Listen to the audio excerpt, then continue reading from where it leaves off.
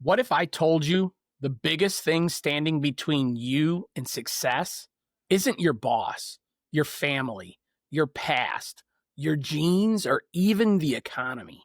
It's you. And until you face that truth, nothing will ever change. Today, we're going to break down exactly what you versus you really means and how understanding this one mindset shift can change everything from your health to your job, even your relationships. By the end of this episode, you'll know exactly how to stop sabotaging yourself and start competing in the only race that really matters, the one against your own potential. So let's get into it. You're listening to the Health, Tech, and Wellness Podcast, where we cut through the noise and get straight to what really works for real people. This is more than just losing weight. It's about gaining life and doing the things you never thought you could do, building lasting confidence and creating a body and mind you truly love. I'm your host, John Adams. I've spent years refining a transformative, sustainable plan that's realistic, balanced, and proven to work. And I'm on a mission to share the strategy that changed my life and help others build the life they truly deserve. Welcome to episode 30 of the Health, Tech, and Wellness Podcast. I'm your host, John Adams. You know what? Some of the biggest lessons in life have come when I finally stopped and took my own advice. I think a lot of us are quick to encourage other people, but when it comes to holding that same mirror up to ourselves, it's not always that easy. That's exactly what happened recently. I caught myself falling into a trap, that same trap that I've warned other people about, comparing my journey to someone else's highlight reel. I'd sit there watching and listening to other podcasts, studying exactly how polished they looked and how they sounded, how their studio setup was so perfect, how many views their YouTube videos were getting, how many subscribers they had. I was spending almost more time on that than actually making my own content. And then it hit me. Most of those creators, they've been doing this for years. Many of them, they've got big names, huge followings, and industry connections that I'll never have. I was expecting myself to be at their level on day one or even year one. Meanwhile, they're on year 5, 10, or even 15. And that's when I had to take my own advice. I literally said to myself, John, go back to your why. Why did you start this podcast and this brand in the first place? It wasn't to win some subscriber race. It wasn't to have the fanciest camera or slickest studio. It was to pay forward that second chance at life that I was given and to help people live a happier, healthier life.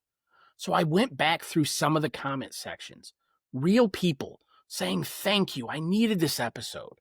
Or that morning motivational video, it got me through the day. And that was my reality check. My competition isn't those other podcasters. My competition is the version of me that forgot its purpose and gets lost in the comparison game. And the crazy part, once I stopped looking sideways, I started looking forward. And that's exactly what I want to talk to you about today. Because if you can understand what you versus you really means, you can stop fighting battles that don't matter and start winning the ones that do. So here are 5 keys to win the you versus you battle. These are the exact things that I've had to use myself, and they work, whether you're building a business, getting healthier, or just trying to show up for yourself every single day. So let's break them down. Number 1, identify your real opponent. It's not the market, the scale, or other people. It's the gap between who you are now and who you could be. Here's what I mean. Let's say you're trying to lose weight and you step on the scale and it hasn't moved at all in weeks. Your first thought might be, this approach isn't working, or the gym just isn't for me. But the scale, it's not your opponent. It's just giving you feedback. Or maybe you're in business and you're looking at someone else who's succeeding and you're thinking, they're my competition. They're not.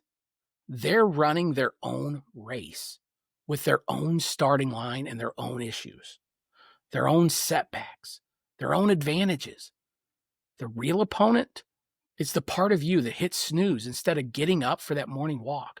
It's the part of you that says, I'll start on Monday, every single Monday.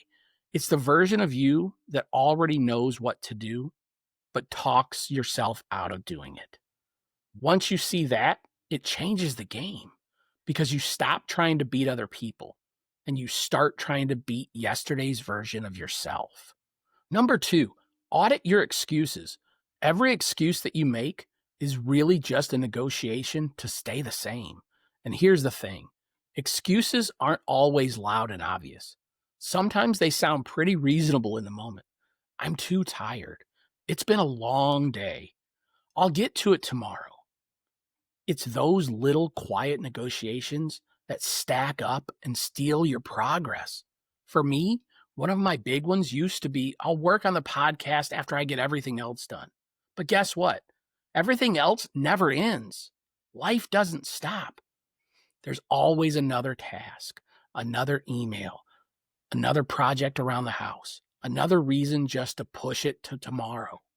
When you actually write your excuses down, even the silly ones, you start to see the patterns.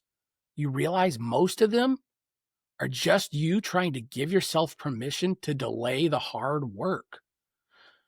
Journaling. You'll notice this really quick if you just start journaling. Here's a challenge that I'd like you to do.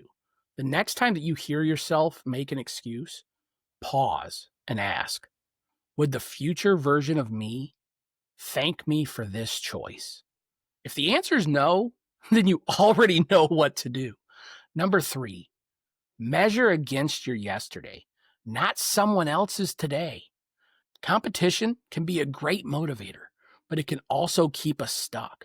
Too often, we compare ourselves to people who are years ahead of us and decide there's no point in trying. Maybe we just skip the gym because we're afraid of being judged by people who are already fit and muscular. Maybe we stop creating because someone else's work looks more polished. Then what happens? You're not competing anymore. You're quitting before you even stepped on the field. The truth is this, your race isn't against them. It's against the version of you that didn't show up yesterday. The only scoreboard that matters is the one where you keep track of the small wins that you've earned day after day over the person that you used to be. Number 4, set process goals, not just outcome goals. Most people set goals that aren't about the finish line. Lose 20 pounds, make 6 figures, run a marathon. Problem is, those goals are way too far down the road to keep you moving when life gets messy. Instead, focus on actions you can actually control. Like this, I'll walk 20 minutes a day. Say that instead of, I want to lose 10 pounds. Or, I'm going to drink an extra glass of water a day. Or I'm going to add one more serving of vegetables to every meal. Those things are attainable and they're right here, right now, small wins. For me with this podcast, one of my process goals is I'll spend one focused hour creating every single day. Not, I'll get 10,000 new subscribers, because I can't control that, but I can control showing up, recording, writing, and hitting publish. When you set process goals, you give yourself daily wins. And those daily wins, they stack up. You don't have to wait months or years to feel successful. You can win today and then win again tomorrow. And number 5, win small, win often. Big wins are exciting, but they're also rare. If you only feel successful when you hit a huge milestone, you're going to spend most of your life feeling like you're losing. Small wins, on the other hand, they're everywhere if you're willing to see them. And the more you collect, the more momentum that you build. For example, getting out of bed when you don't want to. That's a win sometimes. Choosing water instead of soda. That's a win. Publishing that podcast episode even when you weren't sure it was perfect. That's a win. When I look back on my own journey, whether it's my health, building Living 95, or growing this podcast, it wasn't one giant leap that changed everything. It was hundreds of little choices stacked up daily, day after day after day. They all add up to real transformation. So start celebrating the small stuff. Because if you win enough small battles, you'll look up one day and realize you've already won the war. Every time you choose the harder right over the easier wrong, you win against the version of you that wants to stay comfortable. That's the only scoreboard worth checking. So remember this, you're not here to beat anyone else. You're here to beat your last best effort. So show up for you, because no one else can run your race. And as always, stay healthy, stay balanced, and keep driving forward. I'll see you next time.